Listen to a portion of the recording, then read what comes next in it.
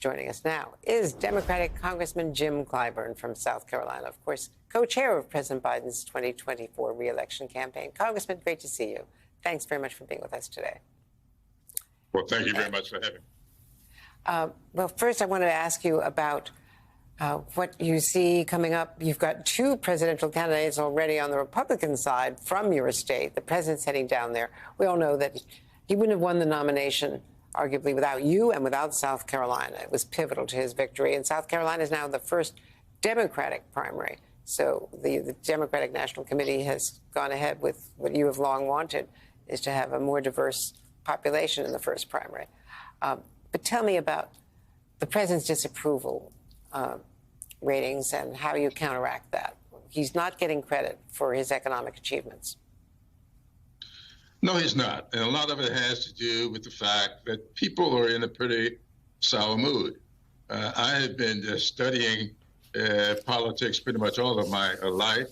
And I have been really taking a hard look at where we are today in the scheme of things, comparing it to where this country was back in 1876, when the division in the country was as stark then as it is now. In fact, I have been saying for a long time that those people who put together the January 6 events, I think they studied what happened back in 1876 and how the election was thrown into the House of Representatives and how Rutherford B. Hayes became president of the United States by one vote. I think this is what they were trying to do on January 6th. And I think that a lot of what is going on has soured the public in such a way that they don't have the kind of trust that they used to have for our institutions and for our political leaders. When you look at this president's record, his bipartisan record, the bills we have passed, how many times we heard infrastructure week, infrastructure month, infrastructure year, and we never got an infrastructure bill from the previous president. This president comes in without any fanfare. He puts up an infrastructure bill, gets it passed in a bipartisan way. And this came after the rescue plan that was also passed without a single Republican vote. But it gave what we needed for the country to get back on its feet. And now we see these infrastructure projects going up all over the place. And that's what the president's going to be doing here when he comes tomorrow, highlighting these infrastructure bills, the $26 million North Charleston just got. And we have one of my colleagues down there who did not vote for the bill, trying to take credit for it. He'll be highlighting these EV stations that are being built right here in South Carolina in the congressional district of another one of my colleagues who did not vote for it. And he's going to be highlighting the so-called broadband initiative that we've had, and my colleagues did not vote for that. And we're going to build out South Carolina 100% within the next 3 to 5 years. And this is what the Republican governor of South Carolina says we are going to be able to do with that $400 million from the rescue plan, $551 million from the infrastructure bill, and we are going to have broadband in every residence and every business in South Carolina. This president said at the time that he was going to be president of everybody, all the people, irrespective of whether or not you voted for him. And South Carolina did not deliver its electoral votes to Joe Biden, but he's delivering for every South Carolinian in a big way. Well, let me ask you about a couple of things that could affect certainly the youth vote and support from black voters, which has been declining. Of course, there's been no progress on, the voting rights legislation and some of the other things, the John Lewis bill. But the Supreme Court has rolled back affirmative action and the student debt loan relief plan, both gutted.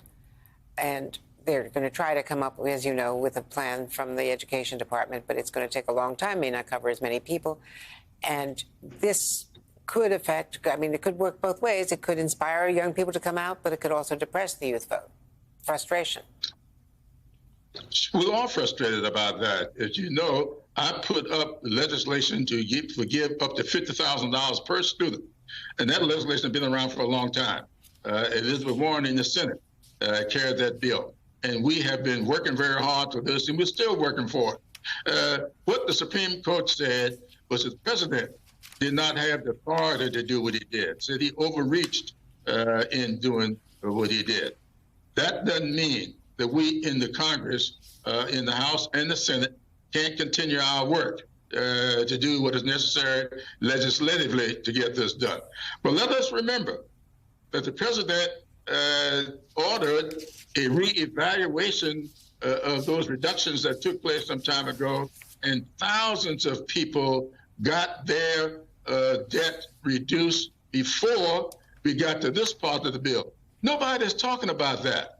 Everybody's talking about the fact that he can't do this part, which was like $10,000 per pupil for a student if you are getting the Pell Grants.